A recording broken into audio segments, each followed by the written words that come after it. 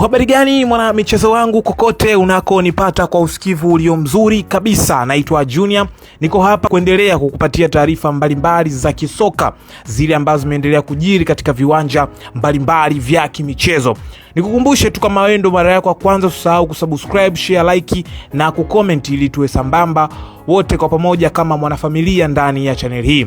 Na taarifa ambazo tuko nazo leo ni taarifa kidogo zimekuja kiutofauti kutokana na kile ambacho Feitoto anataka kukifanya dhidi ya nchi ya Kenya baada ya kile ambacho kilitokea kwake. Kiungo mshambuliaji wa Azam FC Feitoto amewasisimua mashabiki wa soka nchini Kenya baada ya kuweka wazi nia yake ya kucheza katika ligi kuu ya nchi hiyo KPL hapo baadaye. Feitoto ambaye amekuwa muhimili wa safu ya kiungo ya Azam amekiri kuvutiwa na ukarimu pamoja na mapenzi makubwa aliyoonyeshwa na Wakenya wakati wa ziara yake, jambo linalomfanya asivifungie milango vilabu vya nchi hiyo siku za usoni.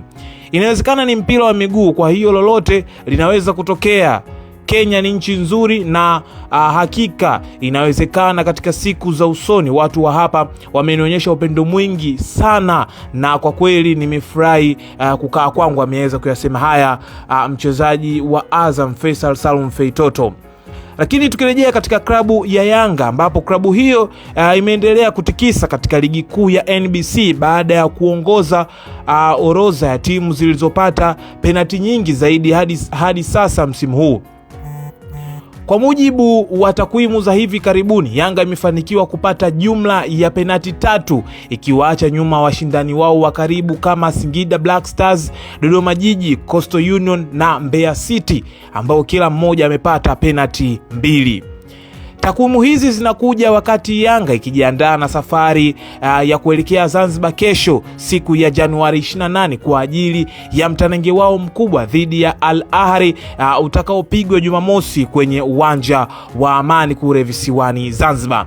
Ufanisi huu wa kupata penati unaonyesha presha kubwa ambayo washambuliaji wa Yanga wanaiweka kwenye safu za ulinzi za wapinzani wao wanapokuwa ndani ya eneo la hatari, huku timu nyingine kama Azam FC na Namungo zikiwa zimepata penati moja pekee kila mmoja. Rekodi hii ya Yanga inawapa jeuri mashabiki wao kuelekea michezo ijayo ya ligi na ile ya kimataifa.